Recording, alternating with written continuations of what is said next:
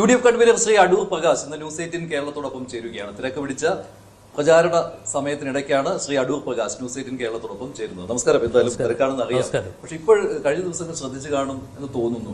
ഈ സർവേ ഫലങ്ങൾ UDFന് അത്ര അനുകൂലമല്ല. കാരണം UDF ആണ് മുന്നിൽ, പക്ഷേ ഇഞ്ചോടിഞ്ച് പോരാട്ടം എന്നുള്ളതാണ്. ചിലയിടങ്ങളിൽ LDFുമാണ് മുന്നിൽ ചില സർവേകളിൽ.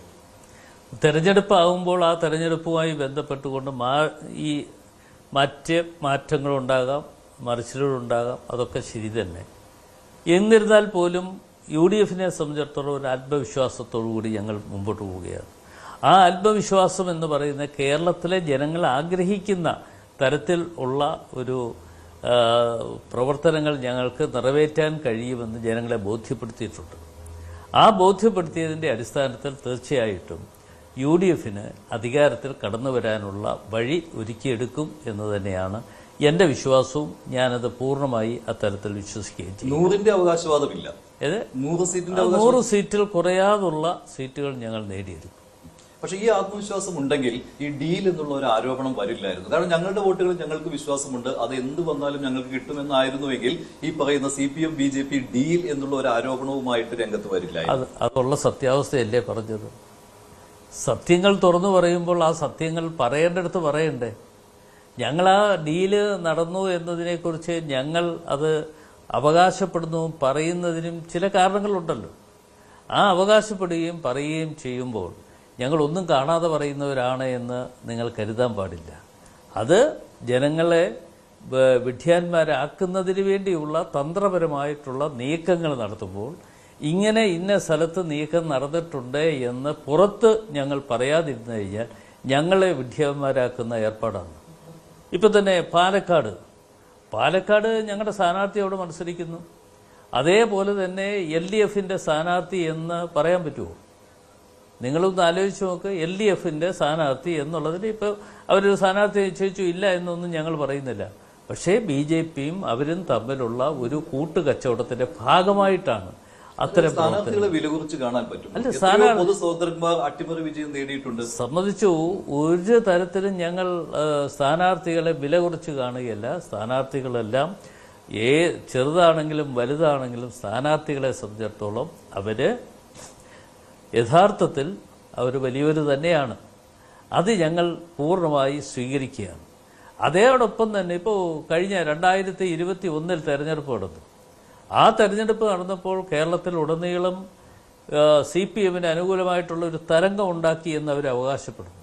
ആ തരംഗം ഉണ്ടാക്കിയ അവസരത്തിൽ ഒരു കാര്യം, അതിനു മുമ്പ് നടന്ന തെരഞ്ഞെടുപ്പുമായി ബന്ധപ്പെട്ടുകൊണ്ട് താരതമ്യം ചെയ്ത് BJPയുടെ വോട്ടുകൾ എത്രമാത്രം പുറകിലേക്ക് പോയിരിക്കുന്നു, ആ വോട്ടുകൾ എന്തുകൊണ്ട് CPMലേക്ക് വന്നു എന്നതിനെക്കുറിച്ച് അതാണ് ഞങ്ങൾ പറയുന്ന ഡീല്. അതിനാണെങ്കിൽ താങ്കളുടെ പഴയ മണ്ഡലമായ കോന്നി അതൊരു ഘടകമാണല്ലോ. കോന്നിയിലും എന്തോ ഒരു ഡീല് നടക്കുന്നു എന്നുള്ളതാണല്ലോ. അവിടെ CPMനെ സഹായിക്കുന്നു BJP എന്നാണ്. പക്ഷെ യഥാർത്ഥത്തിൽ 2011 മുതൽ കോന്നിയിലെ സാഹചര്യം നോക്കിയാൽ അവിടുത്തെ ഫാക്ടർ എന്ന് പറയുന്നത് അടൂർ പ്രകാശ് അല്ലേ. അടൂർ പ്രകാശ് മത്സരിക്കുമ്പോൾ കോൺഗ്രസിന് വോട്ട് കൂടും. ഏതാണ്ട് 72,000 വോട്ട് വരെയൊക്കെ വന്നിട്ടുണ്ട്.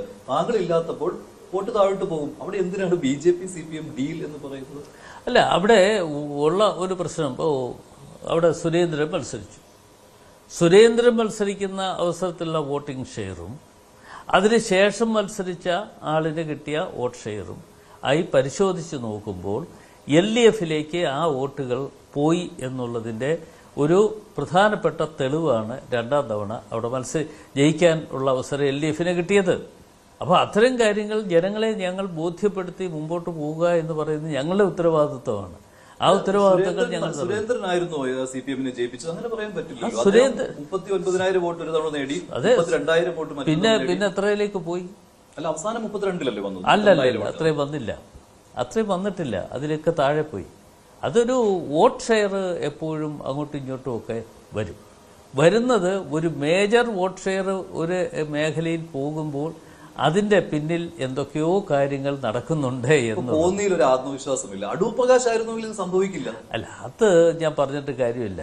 അടൂർ പ്രകാശ് ആയിരുന്നോ അല്ലെങ്കിൽ മറ്റൊന്നും പറഞ്ഞിട്ട് കാര്യമില്ല. ഞങ്ങൾ എന്തായാലും കോന്നിയിലെ വോട്ട് ഷെയർ കൂട്ടാൻ വേണ്ടി UDFനെ സംബന്ധിച്ചിടത്തോളം പരമാവധി അധ്വാനങ്ങൾ ഞങ്ങൾ നടത്താൻ തീരുമാനിച്ചിട്ടുണ്ട്. ഇപ്പം ഞാൻ തന്നെ ഇന്ന് ഇവിടെ നിന്ന് ഇവിടുത്തെ ഈ ഓഫീസ് ഉദ്ഘാടനം കഴിഞ്ഞാൽ ഉടൻ തന്നെ ഞാൻ പോകുന്നത് തണ്ണിത്തോട്ടിലേക്കാണ്.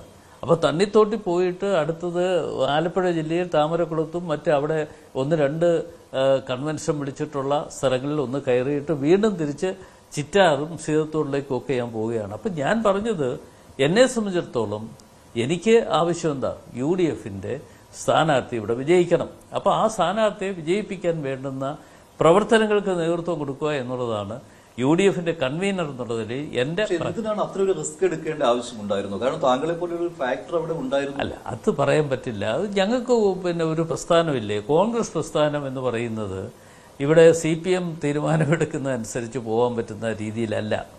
കോൺഗ്രസിന് ഒരു വലിയ ചട്ടക്കൂടുണ്ട്. ദേശീയ പ്രസ്ഥാനം എന്നുള്ള നിലയിൽ കോൺഗ്രസിനെ സംബന്ധിച്ചിടത്തോളം കോൺഗ്രസിന് ഏതൊക്കെ തരത്തിൽ എങ്ങനെയൊക്കെ ആയിരിക്കണം എന്നതിനെക്കുറിച്ച് പൊതുവെ ഒരു ധാരണയുണ്ട്. ആ പൊതുവെ ഒരു ധാരണയുടെ അടിസ്ഥാനത്തിൽ മാത്രമേ ഞങ്ങൾക്ക് ചട്ടക്കൂടിൻ്റെ ഉള്ളിൽ നിന്നുകൊണ്ട് പ്രവർത്തിക്കുന്ന ആളുകൾക്ക് പോകാൻ പറ്റുള്ളൂ.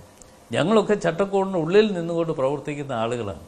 അതുകൊണ്ടാണല്ലോ ഞാൻ 2016 ഞാൻ 20,000-ലധികം വോട്ടുകളുടെ ഭൂരിപക്ഷത്തിൽ കോന്നി ജയിച്ചു. അത് കഴിഞ്ഞ് 2019 എൻ്റെ പാർട്ടി തന്നെ എന്നെ ചുമതലപ്പെടുത്തുകയാണ്, പോയി ആറ്റിങ്ങൽ മത്സരിക്കണം.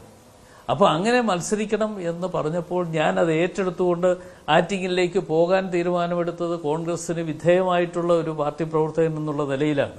അപ്പോൾ തീർച്ചയായിട്ടും ആ പാർട്ടി അത്തരത്തിലുള്ള പാർട്ടി പ്രവർത്തനം നടത്തി മുമ്പോട്ട് വന്നിട്ടുള്ള ഒരു പൊതുപ്രവർത്തകൻ എന്നുള്ള നിലയിൽ തീർച്ചയായിട്ടും ഇത്തരം കാര്യങ്ങൾ ഞങ്ങളുടെ ഓൾ ഇന്ത്യ കോൺഗ്രസ് കമ്മിറ്റിയുണ്ട്, അതിൻ്റെ വർക്കിംഗ് കമ്മിറ്റിയുണ്ട്, ഇങ്ങനെയൊക്കെയുള്ള പല ഘടകങ്ങളുണ്ട്. ഇവിടെ CPMനെ സംബന്ധിച്ചിടത്തോളം അത്തരം കാര്യങ്ങൾ വല്ലതുമുണ്ട്. പിണറായി തീരുമാനിക്കും ആര് സ്ഥാനാർത്ഥിയാകണം. പിണറായി പറയും ഇന്ന ആളാകട്ടെ, പിണറായി പറയും മന്ത്രി ഇന്ന ആളാകട്ടെ. ആ ഒരു ഏർപ്പാടുമായിട്ടല്ല കോൺഗ്രസ് മുമ്പോട്ട് പോകുന്നത്. അതുകൊണ്ടാണ് കഴിഞ്ഞ ദിവസത്തെ ഒരു പ്രസംഗം താങ്കൾ ശ്രദ്ധിച്ചിരുന്നു. അതിൽ താങ്കൾ അല്പം വേദനയോടെയാണ് പറഞ്ഞത്, ഉമ്മൻചാണ്ടിയുടെ മകൾ മറിയ ഉമ്മൻ അവർ മത്സരിക്കണമായിരുന്നു, അങ്ങനെ ഒരു തീരുമാനത്തിലേക്ക് വന്നേനെ എന്ന്. എന്താണ് അങ്ങനെ പറയുവാനുള്ള കാരണം? അല്ല, അതൊക്കെ ഞങ്ങളുടെ ഇന്റേണലായിട്ടുള്ള ഒരു കാര്യമാണ്. അത് ഞാനിപ്പോൾ അതേക്കുറിച്ച് ഇവിടെ വെച്ച് വിശദീകരിക്കാൻ ഞാൻ ആഗ്രഹിക്കുന്നില്ല. അവർ വന്നപ്പോൾ കാഷ്വലായി ഞാൻ പറഞ്ഞു എന്ന് മാത്രമേ ഉള്ളൂ. അത്തരം കാര്യങ്ങളൊക്കെ ഞങ്ങൾ ആലോചിച്ചിരുന്നു. പക്ഷേ അത് നടപ്പാക്കാൻ കഴിയാതെ പോയി. അതിന് പല കാരണങ്ങളുണ്ട്. ആ കാരണങ്ങളെക്കുറിച്ചൊന്നും ഞാനിപ്പോൾ ഇവിടെ വെച്ച് ഒന്നും പറയുന്നില്ല. ഇപ്പോൾ അജണ്ട എന്ന് പറയുന്നത് ഈ ഡീലാണെന്ന് തോന്നുന്നു, മറ്റൊന്നിലേക്കും കാര്യങ്ങൾ പോകുന്നില്ല. എപ്പോഴും CPM BJP ഡീൽ എന്ന് പറഞ്ഞുകൊണ്ടേ ഇരിക്കുകയാണ്. സത്യാവസ്ഥ ഞങ്ങൾ പറയണ്ടേ, പുറത്തു പറയണമല്ലോ. സത്യാവസ്ഥകൾ എന്തായാലും ജനങ്ങളോട് അറിയണ്ടേ. ജനങ്ങളെ അറിയിക്കാനുള്ള ഉത്തരവാദിത്വം ഞങ്ങൾക്കുണ്ട്. ആ ഉത്തരവാദിത്വം ഞങ്ങൾ ഏറ്റെടുത്തുകൊണ്ട് മുമ്പോട്ട് പോവുകയാണ്. പക്ഷെ അങ്ങനെ വരുമ്പോൾ ഈ BJP CPM ഡീൽ എന്ന് പറയുമ്പോൾ സ്വാഭാവികമായിട്ടും അങ്ങനെ അതൊരു പ്രത്യയശാസ്ത്രപരമായിട്ട് പോലും അങ്ങനെ കാണാൻ കഴിയുകയില്ല. പിന്നെ ഏത് രീതിയിൽ അങ്ങനെ വരുമെന്ന് അത് എങ്ങനെ തെളിയിക്കാൻ പറ്റും? ഇപ്പൊ BJPയെ സംബന്ധിച്ചിടത്തോളം ഒരു കാര്യം ഞാൻ പറയാം. ഇപ്പൊ ഞങ്ങളിൽ നിന്ന് ആരെങ്കിലും ഒരാൾ അഭിപ്രായ ഭിന്നതയുമായി ഒന്ന് വിട്ടുപോയാൽ അവർക്ക് സ്ഥാനാർത്ഥിത്വം കൊടുക്കുക. അതിന് രണ്ടിടത്തുണ്ട്. ഇപ്പൊ CPM CPI അത് സ്ഥാനാർത്ഥിത്വം കൊടുക്കുന്നു. അപ്പോൾ ആ സ്ഥാനാർത്ഥിത്വം അങ്ങനെ കൊടുത്ത് ഒക്കെ വരുമ്പോൾ അവരുടെ ധാരണ എന്താ, ഇവിടെ വോട്ട് സ്പ്ലിറ്റ് ചെയ്തുകൊണ്ട് അവർ ആഗ്രഹിക്കുന്ന പോലെ കാര്യങ്ങൾ മുമ്പോട്ട് കൊണ്ടുപോകാൻ പറ്റും. കേരളത്തിൽ ഒരു കാരണവശാലും BJP അക്കൗണ്ട് തുറക്കാൻ പോകുന്ന ഒരു സംസ്ഥാനമല്ല കേരളം. പക്ഷെ ഡീലുണ്ടെങ്കിൽ അക്കൗണ്ട് തുറക്കും. അപ്പൊ ഈ ഡീല് എന്ന് പറയുന്നത്, ഇത്തരത്തിൽ ഡീലുകൾ ഉണ്ടെങ്കിൽ CPMന് അനുകൂലമായിട്ടുള്ളത് അവർ കൊടുക്കുകയും BJP അങ്ങോട്ട് കൊടുക്കുകയും അതേപോലെ തന്നെ BJPക്ക് വേണ്ടി CPM ചില ഇടങ്ങളിൽ കൊടുക്കുവാൻ തീരുമാനം എടുത്തിട്ടുള്ളതിന്റെ അടിസ്ഥാനത്തിലാണ് ഞങ്ങൾ ഡീലെന്ന് പറയും. തെലങ്കാനയിൽ BRS എതിരെ കോൺഗ്രസ് ഇതേ കാര്യം തന്നെയാണ് പറഞ്ഞത്. B ടീമാണ് BJPയുടെ എന്ന്. അവിടെ അത് കാര്യം സാധിച്ചു. കോൺഗ്രസ് അധികാരത്തിലെത്താൻ കഴിഞ്ഞു. മുസ്ലിം വോട്ടുകൾ കേന്ദ്രീകരിക്കപ്പെട്ടു. അതല്ലേ എവിടെയും ലക്ഷ്യമിടുന്നത്? അല്ല, ഞാൻ പറഞ്ഞത് ഇത്തരത്തിൽ ഞങ്ങൾക്ക് ആ സമയാസമയങ്ങളിൽ പറയേണ്ട കാര്യങ്ങൾ ഞങ്ങളും തുറന്നു പറയേണ്ട ആവശ്യകതയുണ്ട്. അത് തുറന്നു പറയുക എന്ന് പറയുന്നത് വോട്ട് സ്പ്ലിറ്റ് ചെയ്യുവാൻ വേണ്ടി, ഇപ്പൊ മുസ്ലിം വോട്ട് എങ്ങനെ സ്പ്ലിറ്റ് ചെയ്യാൻ കഴിയും എന്ന് നോക്കിയാണ് CPM ആളിനെ നിർത്തിയിരിക്കുന്നത്. അപ്പോൾ 1-2 ഉദാഹരണങ്ങൾ പറഞ്ഞാൽ എന്തിനാ, പാലക്കാട് തന്നെ ഉദാഹരണം എടുത്താൽ മതി. അപ്പോൾ ആ ഉദാഹരണം ഞാൻ ആ സ്ഥാനാർത്ഥിയെ സംബന്ധിച്ചിടത്തോളം വില കുറച്ച് പറയുകയല്ല. സ്ഥാനാർത്ഥി വലിയവനായിരിക്കാം, അല്ലെങ്കിൽ സ്ഥാനാർത്ഥി നല്ലവനായിരിക്കാം. സ്ഥാനാർത്ഥിയെക്കുറിച്ച് ഒരു കാരണവശാലും ഞാൻ പരാമർശിക്കുകയല്ല. പക്ഷേ അവിടെ മുസ്ലിം വോട്ടൊന്ന് സ്പ്ലിറ്റ് ചെയ്ത് കൊടുത്താൽ അതിൻ്റെ നേട്ടം എങ്ങനെ ഉണ്ടാക്കിയെടുക്കാൻ കഴിയും എന്ന് കൃത്യമായി ഗവേഷണം നടത്തിയതിന്റെ അടിസ്ഥാനത്തിലാണ് ഈ തരത്തിലുള്ള ഡീലുകൾ ഓരോ മേഖലകളിലും ഉണ്ടാക്കാൻ വേണ്ടി അതിന് മാത്രമല്ല ശ്രമം മുസ്ലിം നടത്തി. വോട്ടുകൾ ഏകീകരിക്കപ്പെടാം, കൺസോളിഡേറ്റ് ചെയ്യപ്പെടാം. അത് UDF മാത്രം വേണമെന്ന് നിർബന്ധം പിടിക്കരുത്. ഇല്ലില്ല. LDF ആകാം BJP തോൽപ്പിക്കാൻ. അതെ, ഞങ്ങൾ പറയുന്നത് അങ്ങനെ BJP തോൽപ്പിക്കാൻ വേണ്ടി അല്ല ഇവരിപ്പോ ഡീൽ ഉറപ്പിച്ചിരിക്കുന്നത്. ഇപ്പോൾ ചില സ്ഥലങ്ങളിൽ ഡീൽ ഉറപ്പിച്ചിരിക്കുന്നത് BJPയിൽ നിന്ന് വോട്ട് ഇങ്ങോട്ട് വാങ്ങിയിട്ട് CPM രക്ഷപ്പെടണം. അപ്പോൾ അതല്ലാതെ കണ്ട് ചില സ്ഥലങ്ങളിൽ നേരെ തിരിച്ച് CPMന്റെ വോട്ട് അങ്ങോട്ട് കൊടുത്തിട്ട് അവർക്ക് രക്ഷപ്പെടാനുള്ള അവസരം ഒരുക്കി കൊടുക്കണം. ഇതൊക്കെയാണ് അവരുടെ ലക്ഷ്യം. പക്ഷെ അങ്ങനെയാണെങ്കിൽ പഴയ ആരോപണത്തിന് മറുപടി പറയേണ്ടി വരും. നിയമത്തിൽ എന്താണ് സംഭവിച്ചത്? ആദ്യമായിട്ട് BJP അക്കൗണ്ട് തുറന്നപ്പോൾ അവിടെ ആരാണ് സഹായിച്ചത് എന്നുള്ള ചോദ്യം വരും. അതെ, UDF വോട്ട് കുറഞ്ഞുകൊണ്ടാണല്ലോ അവിടെ BJP ജയിച്ചത്. അല്ല, ഞങ്ങള് അത്തരം കാര്യങ്ങൾ വില കുറച്ച് കാണുകയല്ല. ഇതൊക്കെ കാര്യങ്ങൾ സമയാസമയങ്ങൾ ഉണ്ടായിട്ടുള്ള ഓരോ കാര്യങ്ങളും പഠനം നടത്തിക്കൊണ്ട് അത് എന്ത് തരത്തിലാണ് നമുക്കൊരു വീഴ്ച ഉണ്ടായിട്ടുള്ളത് എന്ന് കണ്ടെത്തിക്കൊണ്ടാണ് ഞങ്ങൾ മുമ്പോട്ട് പോകുന്നത്. ഇപ്പോൾ വെൽഫെയർ പാർട്ടി UDF മാത്രമല്ല LDF പിന്തുണ നൽകുന്നുണ്ട് ഇത്തവണ. അല്ല, ശരിയാണല്ലോ? വെൽഫെയർ പാർട്ടിയുടെ പിന്തുണ പൂർണ്ണമായിട്ടും സ്വീകരിക്കുകയാണല്ലോ അല്ലെ? അതിനകത്ത് ഒരു മാറ്റവും ഇല്ലല്ലോ. ആര് സ്വീകരിക്കുന്നു? UDF. അല്ല, UDF ഞങ്ങൾക്കിപ്പോൾ ഒരാൾ പറയുകയാണ് ഞങ്ങൾ വോട്ട് ചെയ്യുന്നു, UDF അനുകൂലമായി വോട്ട് ചെയ്യുന്നു, ഞങ്ങൾ വേണ്ടെന്നൊന്നും പറയുന്നില്ല. അതല്ലാതെ കണ്ട് ഞങ്ങൾ ആരുടെയും പുറയിൽ പോയി നിങ്ങൾ ഞങ്ങളെ സഹായിക്കണം എന്ന് പറഞ്ഞ് ഞങ്ങൾ ആരെയും പിന്നിൽ പോയി അവരുടെ പുറകെ നടക്കുന്ന ഏർപ്പാടുകളില്ല. അത് നിർത്തേണ്ട സ്ഥാനത്ത് നിർത്തേണ്ട ആളുകളെ നിർത്തിക്കൊണ്ട് തന്നെ കാര്യങ്ങൾ മുമ്പോട്ട് പോവുകയാണ്. ജമാഅത്തെ ഇസ്ലാമിയുടെ കാര്യത്തിൽ ബന്ധപ്പെടാൻ പറ്റാത്തവരാണ് എന്നുള്ള അഭിപ്രായമില്ലല്ലോ. അല്ല, ഞാൻ പറഞ്ഞത് ന്യൂനപക്ഷ വർഗീയവാദികളാണെന്നുള്ള അഭിപ്രായമില്ലല്ലോ. വർഗീയവാദം ആരുയർത്തിയാലും അതിന് എതിരെയാണ് ഞങ്ങളുടെ ശബ്ദം. ഞങ്ങൾ എപ്പോഴും മതേതരത്വത്തിൽ വിശ്വാസങ്ങൾ അർപ്പിച്ചുകൊണ്ട് മുമ്പോട്ട് പോകുന്നവരാണ്. അപ്പം ഞങ്ങളെ സംബന്ധിച്ചിടത്തോളം ഇത്തരം മതേതര വിശ്വാസങ്ങൾക്ക് അപ്പുറമായി വർഗീയവാദികളെ കൂട്ടുപിടിച്ചുകൊണ്ട് ഈ തെരഞ്ഞെടുപ്പിൽ ഞങ്ങൾ മുമ്പോട്ട് പോകുന്ന ഒരു ഏർപ്പാടുകൾ ഞങ്ങൾക്കില്ല. ഞങ്ങൾക്കല്ലാതെ തന്നെ കേരളത്തിലെ ജനങ്ങൾ ഇന്ന് വിധിയെഴുത്ത് നടത്തിക്കൊണ്ട് കേരളത്തിലെ ജനങ്ങൾ ഇന്ന് അഭിപ്രായം പറഞ്ഞുകൊണ്ട് ഇന്ന് നിൽക്കുന്ന കാര്യങ്ങൾ നിങ്ങൾക്കും അറിയാം, ഞങ്ങൾക്കും അറിയാം, എല്ലാവർക്കും അറിയാം. ഏതായാലും ഈ തെരഞ്ഞെടുപ്പ് കഴിയുമ്പോൾ UDF അനുകൂലമായിട്ടുള്ള ഒരു ചിത്രം കേരളത്തിലുണ്ടാകും. എന്നാൽ SDPI ഇവിടെ മഞ്ചേശ്വരത്ത് സ്ഥാനാർത്ഥിയെ നിർത്തിയിട്ടുണ്ട്. അത് ആരെ സഹായിക്കാനാണ് എന്നുള്ള അങ്ങനെ ഒരു ചിന്തയുണ്ടോ UDF? ഇല്ല, അങ്ങനെ ആ ഒരു ചിന്തയൊന്നും ഞങ്ങൾക്ക് ഇല്ല, തീർച്ചയായിട്ടും ഇല്ല. എന്താ പക്ഷേ എങ്കിലും മുസ്ലിം വോട്ടുകളുടെ ഏകീകരണം ആഗ്രഹിക്കുന്നുണ്ട്. മുസ്ലിം വോട്ടുകൾ കൺസോളിഡേഷൻ തീർച്ചയായിട്ടും UDF അനുകൂലമായിട്ട് വരും. ഇത്തവണ ഈ വലിയ ആത്മവിശ്വാസമുള്ള സമയത്തും കേരള കോൺഗ്രസ് എമ്മിനെ സ്വന്തം പാളയത്തിലേക്ക് കൊണ്ടുവരാൻ UDF ശ്രമിച്ചിരുന്നു. അതും അന്നൊരു ആത്മവിശ്വാസപൂർവ്വമായി വ്യാഖ്യാനിക്കപ്പെട്ടിരുന്നു. ഇപ്പോൾ ജോസ് കെ മാണി ആ പക്ഷത്താണ്. അവിടെ ക്രൈസ്തവ വോട്ടുകൾ നിർണായകമാണ്. അത് കഴിഞ്ഞ തവണ തിരിച്ചടി ഉണ്ടാക്കിയതാണ്. അല്ല, ജോസ് കെ മാണിയെ സംബന്ധിച്ചിടത്തോളം ഞാനാണ് UDF കൺവീനർ എന്നുള്ള നിലയിൽ ആദ്യം അഭിപ്രായം പറഞ്ഞ ഒരാൾ ഞാനാണ്. UDF കൺവീനർ ചുമതല ഏറ്റെടുത്തതിന് ശേഷം ഞാൻ പറഞ്ഞു, ജോസ് കെ മാണി ഉൾപ്പെടെ അതുപോലെ CPI ഉൾപ്പെടെയുള്ള രാഷ്ട്രീയ പ്രസ്ഥാനങ്ങൾ കോൺഗ്രസുമായി സഹകരിക്കേണ്ട ആവശ്യകതയെക്കുറിച്ച് ഞാൻ ചൂണ്ടിക്കാണിച്ചു. പക്ഷെ ജോസ് കെ മാണി ഈ ഒരു കാരണവശാലും അപ്പുറത്തു നിന്ന് വിട്ടുവരാൻ, അത് എന്തിന്റെ പേരിലാണെന്ന് എനിക്കറിയില്ല, വിട്ടുവരാൻ തയ്യാറായിരുന്നില്ല. അതുകൊണ്ട് ഞങ്ങൾ എല്ലാ ചർച്ചകളും അവിടെ അവസാനിപ്പിച്ചു. ഒരു ചർച്ചയ്ക്ക് ഞങ്ങൾ ആരും പോയിട്ടില്ല. എന്തായാലും പിന്നെ ഒരു UDF കൺവീനർ എന്നുള്ള നിലയിൽ ഞാൻ അറിഞ്ഞുകൊണ്ട് ഒരു ചർച്ചയും ജോസ് കെ മാണിയുമായി നടത്താനുള്ള അവസരം ഞങ്ങൾ ഒരുക്കിയിട്ടില്ല. പക്ഷേ എൻ്റെ അഭിപ്രായം അന്നും ഇപ്പോഴും ഉണ്ടായിരുന്നത് ഇവർ ഞങ്ങളോടൊപ്പം വരണമെന്ന്. ക്രൈസ്തവ വോട്ടുകളെല്ലാം ജോസ് കെ മാണിയുടെ കയ്യിലാണെന്ന് തെറ്റിദ്ധരിക്കണ്ട. ക്രൈസ്തവ വോട്ടുകൾ ഇപ്പോൾ പാലായിൽ എന്താ ജോസ് കെ മാണിക്ക് ജയിക്കാൻ പറ്റാതെ പോയത്? ജോസ് കെ മാണി അവിടെ ജയിക്കാൻ പറ്റാതെ പോയത് ക്രൈസ്തവ വോട്ടുകളെല്ലാം അദ്ദേഹത്തിന്റെ കയ്യിലാണ് എന്ന് അദ്ദേഹം തെറ്റിദ്ധരിച്ചിട്ടുണ്ടെങ്കിൽ അത് തെറ്റാണ്. ആ തെറ്റായ ധാരണ ഉണ്ടായിരുന്നു എന്നുള്ളതുകൊണ്ട് അദ്ദേഹം ചിലപ്പോൾ അവകാശപ്പെടും. ആ അവകാശവാദങ്ങളെല്ലാം പൊളിഞ്ഞുകൊണ്ടിരിക്കുകയാണ്.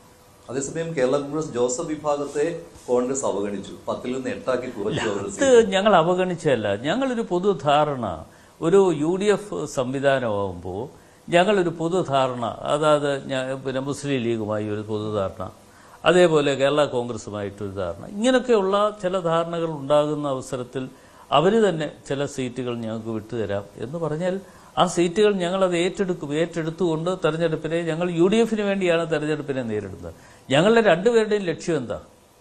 ഞങ്ങളുടെ രണ്ടുപേരുടെയും ലക്ഷ്യം UDF അധികാരത്തിൽ കൊണ്ടുവരിക എന്നുള്ളതാണ്. അത് കേരള കോൺഗ്രസ് ജെ ആയാലും അതേപോലെ തന്നെ മുസ്ലിം ലീഗ് ആണെങ്കിലും RSP ആണെങ്കിലും ഞങ്ങളുടെ എല്ലാവരുടെയും കൂട്ടായ ശ്രമവും കൂട്ടായ പ്രവർത്തനവും ഞങ്ങളുടെ ഏക ലക്ഷ്യമെന്ന് പറഞ്ഞ് UDF അധികാരത്തിൽ വരാൻ വേണ്ടിയുള്ള വഴിയൊരുക്കുക. ശബരിമല സ്വർണ്ണക്കൊള്ള മുഖ്യ വിഷയം തന്നെയാണോ ഇത്തവണ?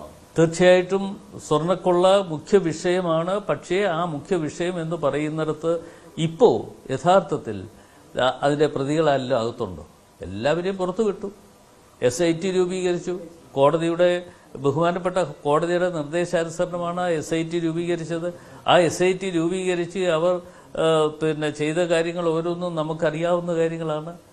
എന്തുകൊണ്ടാണ് ഈ പ്രതിഭാഗത്ത് വന്ന ആളുകളെല്ലാം തന്നെ അവിടെ നിന്ന് രക്ഷപ്പെട്ട് പുറത്തു വന്നിരിക്കുന്നു? ആ രക്ഷപ്പെട്ട് പുറത്തു വരാനുള്ള അവസരം ഒരുക്കിയത് എന്തുകൊണ്ട് എന്നതിനെക്കുറിച്ച് നമ്മൾ വിലയിരുത്തൽ നടത്തട്ടെ. താങ്കൾ എങ്ങനെ അതിൽ നിന്ന് രക്ഷപ്പെട്ടു? താങ്കളെ മൊഴിയെടുത്തതും ചോദ്യം ചെയ്തതൊക്കെയാണല്ലോ. അല്ലല്ല, നിങ്ങൾ അങ്ങനെ ഒരു തെറ്റിദ്ധാരണ വേണ്ട. ഞാൻ രക്ഷപ്പെട്ടതൊന്നുമല്ല. എന്ന് വെച്ചാൽ 2019 ഈ പറയുന്ന ഉണ്ണികൃഷ്ണൻ പോറ്റി എൻ്റെ നിയോജകമണ്ഡലത്തിൽ എൻ്റെ വോട്ടറാണ്. എൻ്റെ വോട്ടർ എന്നുള്ള നിലയിൽ അദ്ദേഹം കാരേറ്റ് ഭാഗത്ത് ആണ് താമസം. എൻ്റെ വോട്ടർ എന്നുള്ള നിലയിൽ അദ്ദേഹം എന്നോട് വന്ന് പറഞ്ഞത്, ഞങ്ങൾ ഒരു അന്നദാനം ശബരിമലയിൽ നടത്തുന്നുണ്ട്, അത് വന്ന് ഉദ്ഘാടനം ചെയ്തു തരണം എന്ന് എന്നോട് റിക്വസ്റ്റ് വെച്ചു. ആ റിക്വസ്റ്റ് വെച്ചപ്പോൾ ഞാൻ ഒരു ശബരിമലയുമായി ബന്ധപ്പെട്ടുകൊണ്ട് അവിടുത്തെ പൂജാതി കർമ്മങ്ങളിൽ ഒക്കെ പങ്കാളിയായിട്ടുള്ള ഒരു വ്യക്തി എന്നുള്ള നിലയിലും ഞാൻ അതിന്റെ പിന്നിലുള്ള രഹസ്യങ്ങളൊന്നും എനിക്കറിയില്ല.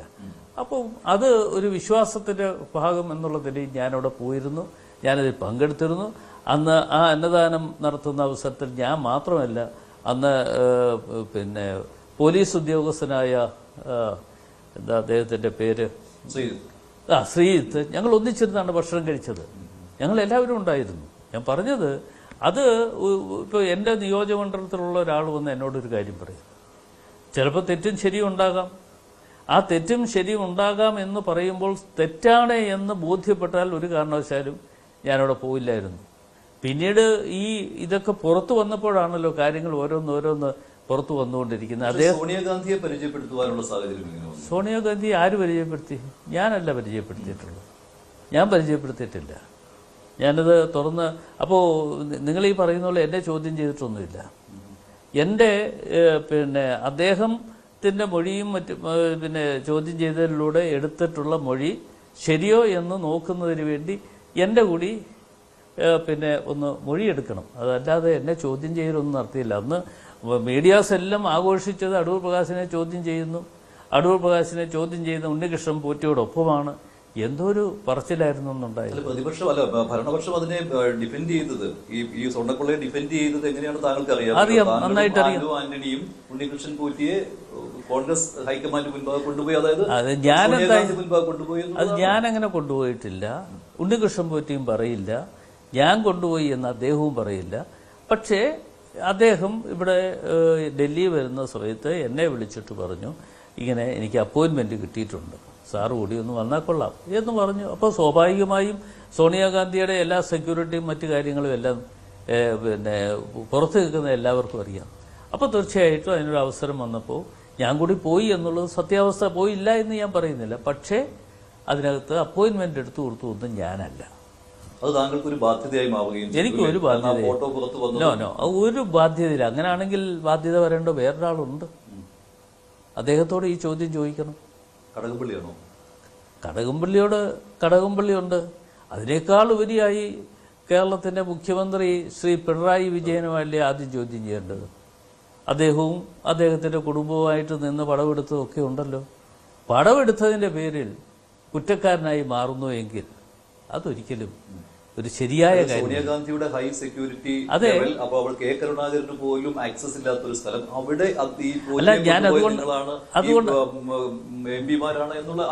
അതുകൊണ്ടാണല്ലോ ഞാൻ പറയുന്നത് MP എന്നുള്ള നിലയിൽ ഞാൻ അദ്ദേഹത്തോട് ഒപ്പം പോയി എന്നുള്ളത് സത്യാവസ്ഥയാണ്. ഇല്ല എന്ന് ഞാൻ പറയുന്നില്ല. പക്ഷേ അപ്പോയിൻമെന്റ് എടുത്തു കൊടുത്തത് ഞാനല്ല. ആരിൽ നിന്ന് കിട്ടിയെന്ന് എനിക്കറിയില്ല. ഞാനൊന്നും ചോദിച്ചിട്ടില്ല. അപ്പോൾ ആ കാര്യങ്ങൾ ഞാൻ തുറന്നു പറയുകയും ചെയ്തു. എന്നോട് SITയിലെ SP എൻ്റെ മൊഴി വേണം ഒന്ന് വന്നാൽ കൊള്ളാം എന്ന് പറഞ്ഞപ്പോൾ ഞാൻ അവിടെ പോയി മൊഴി കൊടുത്തതാണ്. മൊഴി കൊടുത്ത അവസരത്തിൽ ഈ കാര്യങ്ങളെല്ലാം എന്നോട് ചോദിച്ചു.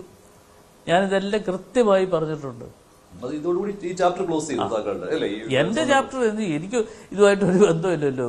എനിക്ക് ഒരു ചാപ്റ്ററും ക്ലോസ് ചെയ്തോ അല്ലെങ്കിൽ ഇത് ഞാൻ പറഞ്ഞത് ഈ സ്വർണ്ണക്കൊള്ളയ്ക്ക് കൂട്ടുനിന്ന ആളുകൾ അകത്ത് കിടക്കുമ്പോൾ അവരെ സംരക്ഷിക്കുവാൻ കഴിഞ്ഞിരിക്കുന്നു. അതിന്റെ സത്യാവസ്ഥ. ഈ റാന്നി ശബരിമല ഉൾപ്പെടുന്ന പ്രദേശമാണ്. അവിടെയും ഡീൽ ആരോപണം ഉന്നയിക്കുകയാണല്ലോ. അത് പക്ഷെ അതെങ്ങനെ സിങ്കായി പോകും റാന്നി? അല്ല, അതേക്കുറിച്ച് എനിക്കത് കൃത്യം ഞാൻ അതിന് മറുപടി ഇപ്പം തൽക്കാലം പറയുന്നില്ല. എന്തായാലും LDFും BJPയും തമ്മിൽ പലയിടങ്ങളിലും ഒരു ഒരു ഡീൽ ഉണ്ടാക്കിയിട്ടുണ്ട് എന്നുള്ളത് സത്യാവസ്ഥയാണ്. ആ ഡീലിന്റെ അടിസ്ഥാനത്തിൽ ഏതെങ്കിലും തരത്തിൽ UDFന് അനുകൂലമായിട്ട് നിൽക്കുന്ന അല്ലെങ്കിൽ സ്ഥാനാർത്ഥികളെ പരാജയപ്പെടുത്താൻ കഴിയുമോ എന്ന് അവർ നോക്കിക്കണ്ടുകൊണ്ട് മുമ്പോട്ട് വരിക. അപ്പോൾ കോന്നിയിൽ കോൺസെൻട്രേറ്റ് ചെയ്യേണ്ട ഒരു സമയമാണ് താങ്കൾ, കാരണം താങ്കളുടെ ഒരു ഉത്തരവാദിത്വം കൂടിയാണ് അല്ലേ? അത് ഞാൻ ഒരു ഉത്തരവാദിത്വ ബോധത്തോടു കൂടി തന്നെയാണ് കോന്നിയിലെ പല കാര്യങ്ങളിലും അപ്പോഴപ്പോൾ ബന്ധപ്പെടുന്ന UDF കൺവീനർ എന്നുള്ള നിലയിൽ സംസ്ഥാനത്തിന്റെ വിവിധ ജില്ലകളിൽ ഓടി നടക്കണം എന്നുള്ളതുകൊണ്ട് അതുകൂടി ഇതിനിടയ്ക്ക് നടത്തുകയാണ്.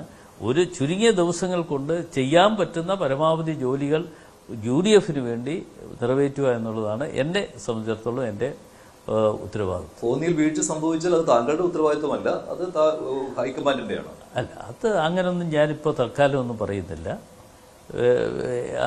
അതിനൊന്നും മറുപടി ഇപ്പോൾ തൽക്കാലം പറയാൻ ആഗ്രഹിക്കുന്നില്ല. എന്തായാലും തെരഞ്ഞെടുപ്പ് കഴിഞ്ഞേ ഉള്ളൂ. എന്തായാലും തെരഞ്ഞെടുപ്പ് കഴിയും. ശരി, നന്ദി. എന്തായാലും താങ്ക് യു.